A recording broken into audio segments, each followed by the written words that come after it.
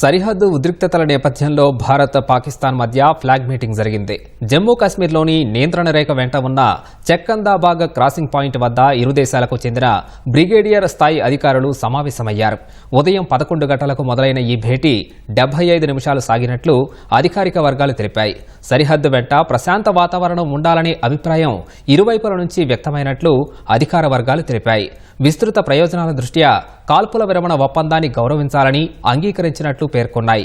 2021 ఫిబ్రవరి 25న ఇరు దేశాల మధ్య కాల్పుల విరమణ ఒప్పందం పునరుద్ధరణ జరిగిన తర్వాత ఉల్లంఘనలు చాలా అరుదుగా చోటు చేసుకున్నాయి.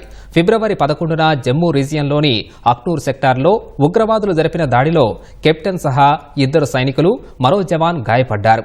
ఈ నెల 10, 14 తేదీల్లో రాజౌరి, పూంచ్ జిల్లాల్లో నియంత్రణ మీదుగా జరిగిన కాల్పుల్లో 2 సైనికులు గాయపడ్డారు. ఎదురు కాల్పుల్లో పాక్ వైపు ఏ మేరకు నష్టం జరిగిందనే విషయంలో స్పష్టత లేనప్పటికీ మరణాలు ఎక్కువగానే ఉండొచ్చని భావిస్తున్నారు.